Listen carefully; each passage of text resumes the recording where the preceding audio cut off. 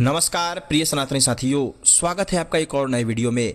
इस वीडियो में हम सीखेंगे कि पंचांग से तिथि, नक्षत्र, वार, योग, करण, कौन सी राशि में कौन से ग्रह हैं, ये इन सभी का उच्चारण कैसे आप संकल्प में कर सकते हैं, या फिर कहीं भी आपको जानकारी के लिए, जैसे मान लीजिए कोई पूछ दिया आपसे, पंडित जी आज कौन सी तिथि है, कितने बजे तक है, कौन सा नक्षत्र है, कितने बजे तक है।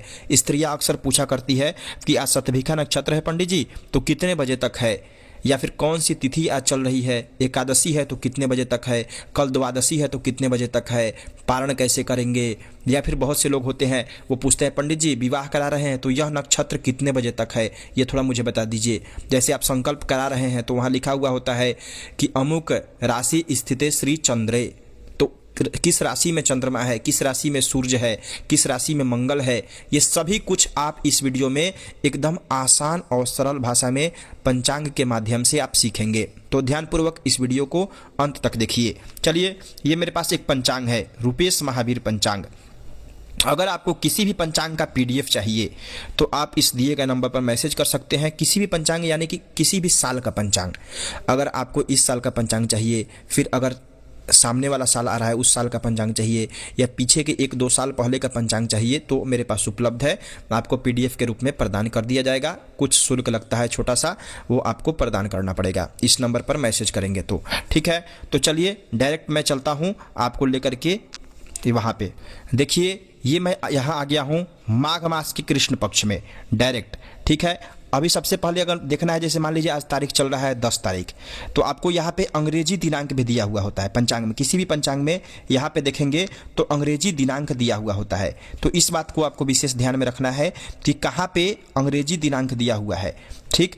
तो यहाँ पे देख लेंगे 14 जनवरी से लेकर के और 28 दिनांक यानी कि 28 तारीख के पहले तक का यहाँ पे तिथि और नक्षत्र बताया गया है। जैसे मान लीजिए आप संकल्प करा रहे हैं,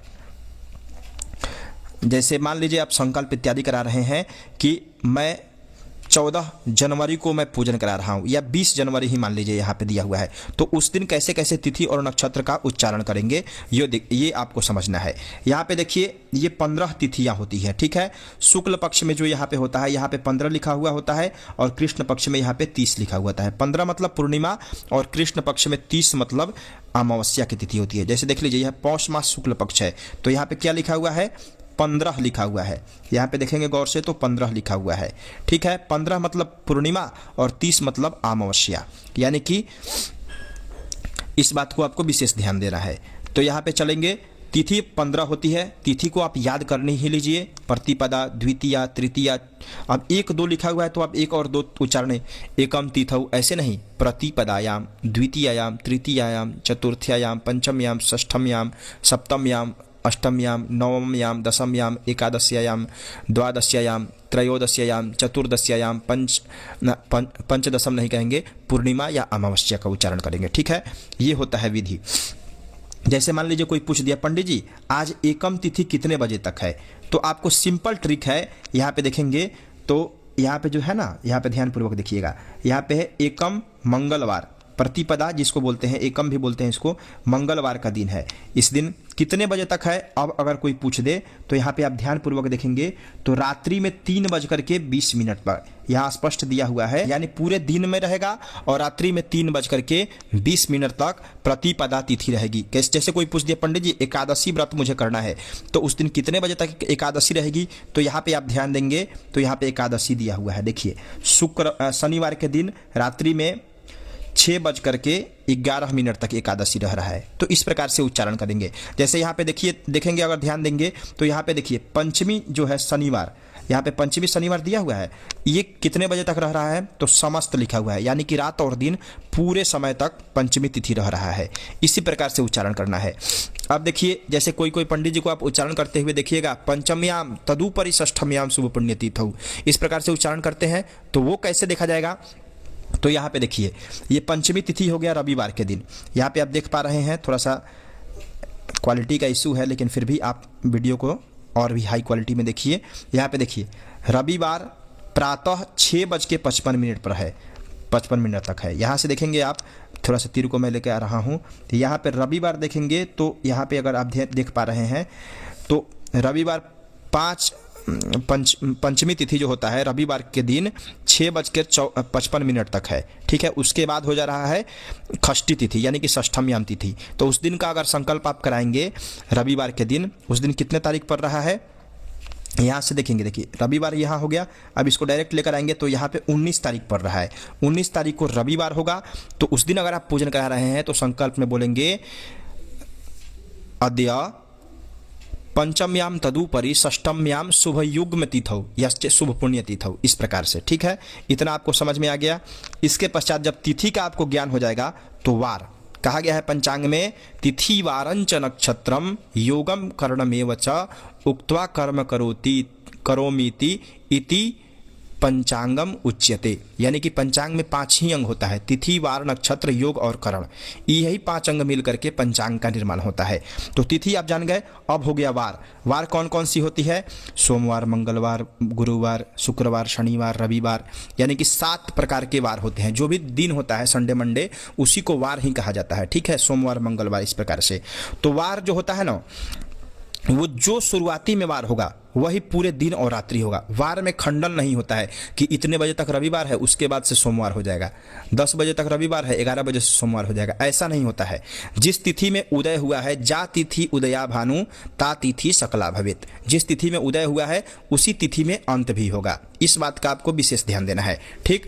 उसके बाद वार जब आ गया आपको ज्ञान में, तो अब देखिए नक्षत्र यहाँ पे दिया हुआ है। नक्षत्र कितने होते हैं? 27 नक्षत्र। एक अभिजीत को लेकर के 28 नक्षत्र होता है। शुरुआती कहाँ से होगा? अश्विनी से। अश्विनी, भरणी, कृतिका, रोहिणी, मृगशिरा, आद्रा, पुनर्वसु, पूष, श्लेषा, माघा, पूर्वा फाल्गुनी, उत्तरा फाल्गुनी, हस्त, चित्रा, स्वाति, विशाखा, अनुराधा, ज्येष्ठा, मूल, पूर्वा, आषाढ़, उत्तरस, हम लोग याद कर चुके हैं, ठीक है। तो आप भी इसको याद कर सकते हैं, थोड़ा सा समय देना होगा और मन को एकाग्रचित करके आप याद कर सकते हैं। लेकिन पंचांग में स्पष्ट दिया हुआ होता है तो आपको याद करने की कोई विशेष जरूरत नहीं है। देख लेना है कि कितने बजे तक नक्षत्र रह रहा है। जैसे यहाँ पे आप उसी दिन का हम लेते हैं, पंचमी रविवार को आप संकल्प करा रहे हैं तो उस दिन कौन सा नक्षत्र है? यहाँ पे ध्यान दीजिएगा, उत्तरा फाल्गुनी नक्षत्र है। कितने बजे तक है? शाम को 5:20। यहाँ पे देख पा रहे हैं, शाम को 5:20 तक उत्तरा फाल्गुनी नक्षत्र है, ठीक है। इसी तरीके नीचे देखिए, तो शाम को अगर 5:10 के बाद अगर आप संकल्प करा रहे हैं 10 मिनट, 5 मिनट के 20 मिनट नहीं, सॉरी 10 मिनट, 5:10 के बाद अगर आप संकल्प करा रहे हैं, यानी कि 6 बजे अगर पूजन करा रहे हैं सत्यनारायण भगवान का पूजन रात्रि में, तो आप हस्त नक्षत्र का उच्चारण करेंगे, ठीक। जितना समय यहाँ पे लिखा होता है ना, ये जो समय लिखा हुआ है वो समय लास्ट का समय होता है, वहाँ से स्टार्ट नहीं होगा, वो अंतिम समय है। जैसे मान लीजिए आप यहाँ एक और एग्जाम्पल समझाते हैं। यहाँ पे स्वाति नक्षत्र है, ठीक है। ये स्वाति नक्षत्र आप देख पा रहे हैं। स्वाति नक्षत्र कितने बजे तक है? रात्रि में 12:49 तक स्वाति नक्षत्र है, ठीक। इस बात का आप ध्यान दीजिए, 12:49 से शुरू नहीं हो रहा है, उसके बाद विशाखा नक्षत्र हो जाएगा। यानी कि जो भी यहाँ समय दिया हुआ है नक्षत्र के सामने, वो हो गया लास्ट का समय, ठीक है, लास्ट का समय होगा। इस बात को आपको ध्यान देना है। और समय कहाँ से देखना है आपको? ये नक्षत्र के जो बगल में समय दिया हुआ है, जैसे ये नक्षत्र हो गया और इसके बगल में समय दिया हुआ है, ये घटी और पल, ये घटी पल में दिया हुआ है। 60 घटी 60 पल होता है, ये घटी और पल में दिया हुआ है। लेकिन घटी पल में आपको नहीं देखना है, दिन के बाद में जो भी समय दिया हुआ है उसको देखना है कि कितने बजे तक है। जैसे पुनर्वसु नक्षत्र पहला देख लीजिए, कितने बजे तक है? दिन में 10:29 तक है। ये पुष्य नक्षत्र कितने बजे तक है? दिन में 10:50। तो पुष्य कब शुरू हुआ? दिन में उसके एक दिन पहले मंगलवार के दिन 10:30 से पुष्य नक्षत्र प्रारंभ हो गया और अगले दिन 10:50 तक है। इतना आपको समझ में आ गया, ठीक है। बहुत ही सरल है, थोड़ा सा दिमाग का उपयोग करेंगे, स्थिरता से आप देखेंगे तो आपको समझ में आ जाएगा। उसके बाद देखिए योग। योग कितना होता है? तिथि वारंच नक्षत्रम योगम। योग कितना होता है? योग होता है 27 योग, ठीक है। विष्कुंभ प्रीतिरायुष्मान सौभाग्य शोभनस्तथा अतिगंड सुकर्मा च, इस प्रकार से श्लोक है। अगर आप कहेंगे तो श्लोक का भी मैं वीडियो डाल दूंगा, लेकिन इस प्रकार से जो क्रम से यहाँ दिया हुआ है यही होता है योग। तो आपको योग कैसे देखना है? उसी प्रकार से, जिस प्रकार से तिथि देखे, नक्षत्र देखे, उसी प्रकार से योग देखना है।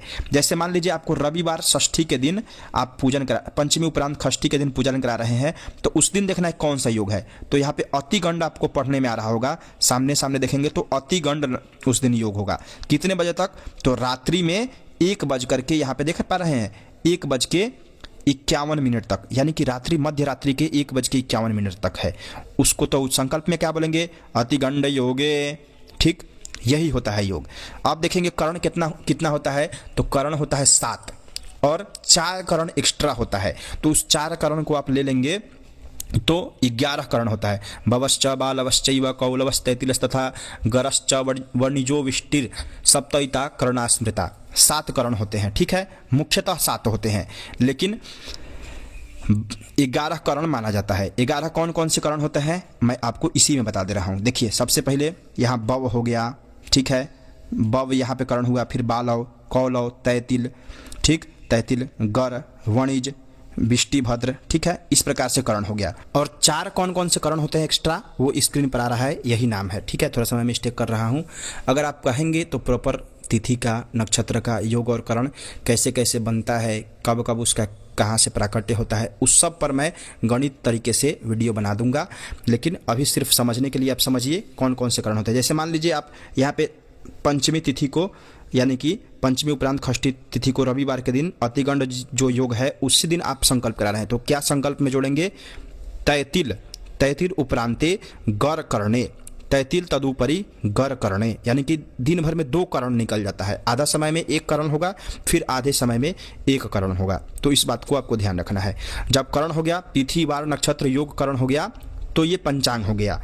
अब आपको क्या जोड़ना है कि कौन सा योग, कौन सी राशि में कौन से ग्रह हैं। तो इस बात के लिए आपको एक शॉर्टकट और सुंदर ट्रिक मैं बताता हूँ। यहाँ पे देखिए, जैसे मान लीजिए आप संकल्प करा रहे हैं, उसी तिथि को हम लेते हैं पंचमी उपरांत, यहाँ पे 1 मिनट रुक जाइए,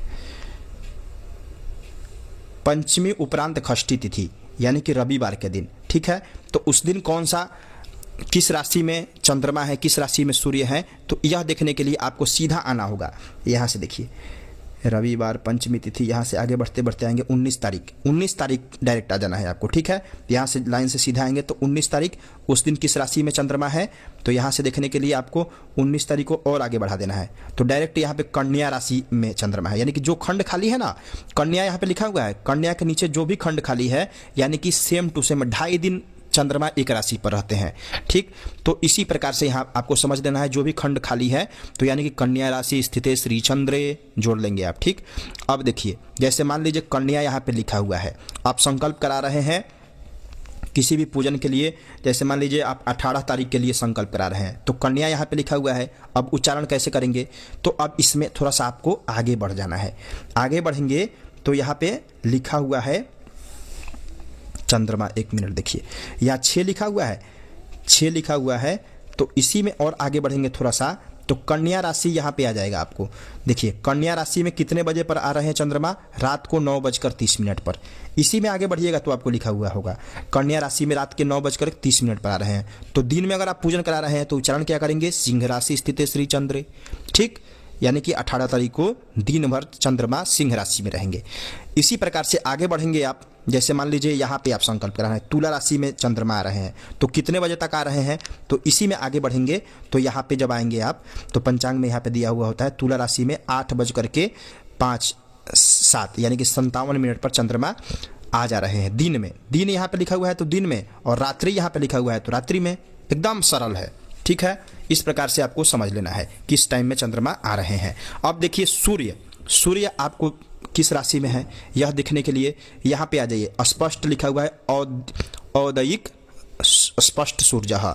तो यहाँ पे आपको ये गणना देख लेना है। सबसे पहले तो आप ये ध्यान रखिए कि आपको 12 राशियों का नाम याद होना चाहिए और नंबर याद होना चाहिए। जैसे मान लीजिए आपसे पूछा जाए कि 5वां राशि कौन सा है, 5 अंक लिखा हुआ है तो कौन सी राशि है, तो आपको याद रहना चाहिए कि सिंह राशि है। कोई पूछ दिया जो 9वां राशि 9 अक्षर लिखा हुआ है तो किस राशि, कौन सा राशि हुआ 9वां अक्षर, तो आपको याद होना चाहिए धनु राशि हुआ।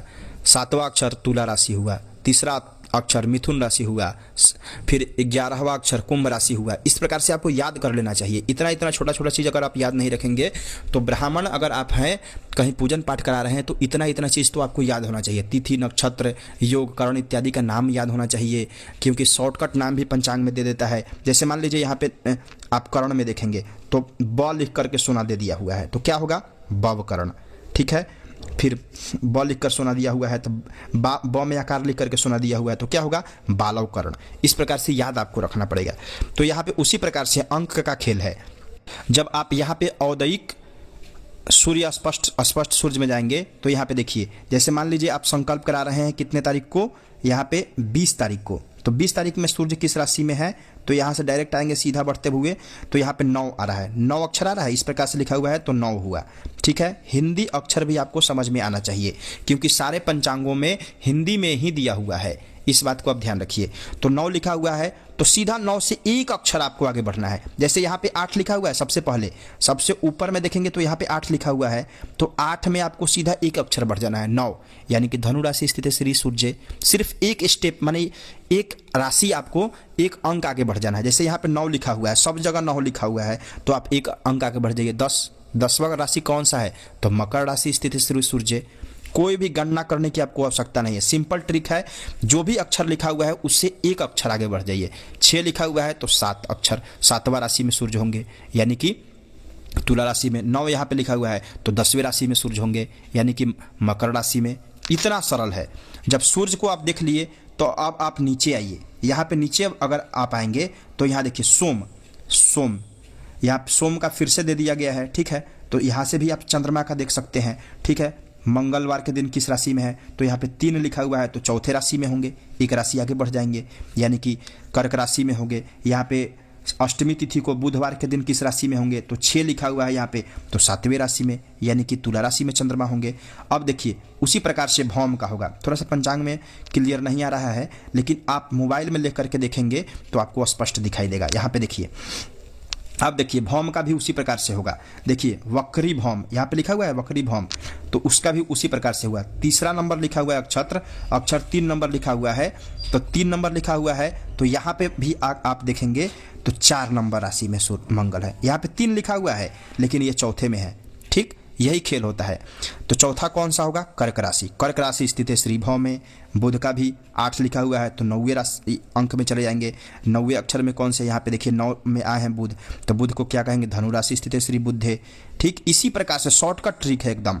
यहाँ पे देखेंगे वक्री गुरु किस राशि में है, तो 1 लिखा हुआ है तो दूसरे राशि में होंगे, यानी कि वृषभ राशि में। सिर्फ एक अंक आपको आगे बढ़ना है, सब ग्रहों में वैसा ही होगा। 10 यहाँ शुक्र के लिए लिखा हुआ है, शुक्र के लिए यहाँ पे 10 लिखा हुआ है, तो शुक्र का क्या बोलेंगे आप, 10 का एक अक्षर आगे बढ़ेंगे तो 11 कौन सा होता है, यहाँ पे देखिए 11 कुंभ राशि होता है, तो कुंभ राशि स्थित है श्री शुक्र। उसी प्रकार से आगे बढ़ेंगे तो शनि किस राशि में है, तो यहाँ 10 लिखा हुआ है तो फिर 11, यानी कि ये भी कुंभ राशि स्थित है श्री शनिश्चर या श्री शनि बोल देंगे। ठीक है, राहु का क्या है, राहु का 11 लिखा हुआ है, यहाँ पे राहु का 11 लिखा हुआ है तो एक स्टेप बढ़ जाइए तो 12वें राशि में है, यानी कि मीन राशि स्थित है श्री राहु श्री केतु। राहु जिस राशि में होगा उससे 7वें राशि में केतु होंगे। ठीक है, जैसे यहाँ पे आप देखिए, आपको स्पष्ट समझा रहा हूं मैं, यहाँ पे 12 लिखा हुआ है, इसमें राहु है तो इससे सीधा 7वें यानी कि 6 अंक में, यानी कन्या राशि स्थित है श्री केतु। राहु और केतु ऐसे ही हो गया। इतना सिंपल और सटीक तरीका है। ठीक है, अब संकल्प में एक और चीज जोड़ा जाता है, वो क्या होता है कि बहुत से लोग संवत बोलते हैं। कौन सा संवत चल रहा है, ठीक है, विक्रम संवते, तो यहाँ पे आप आ जाएंगे पंचांग में सबसे पहले पृष्ठ पर आएंगे आप, तो उसी में देख लेंगे कि कौन सा शक और कौन सा संवत्सर चल रहा है। तो देखिए यहाँ पे पंचांग में पिंगल संवत्सर लिखा हुआ है, तो वर्ष भर पूरे साल संकल्प में पिंगल नाम आप दह संवत्सरे इसका ही उच्चारण होगा। कौन सा शक चल रहा है, तो यहाँ पे भी लिखा हुआ है 2081, यहाँ पे 1946। ठीक है, इस संवत हुआ, ये शक हो गया, तो इसका उच्चारण भी वैसे ही कर सकते हैं सीधे, या ठीक डायरेक्ट हम लोग बोलते हैं संकल्प में विक्रम सखे बहुधावतारे, तो इतना अंक नहीं बोल सकते, अंक ऐसे बोला जाता है। देखिए संकल्प में 81 अधिक 2 सहस्त्राणी संवते विक्रम संवते। ठीक है, कितना सटीक है।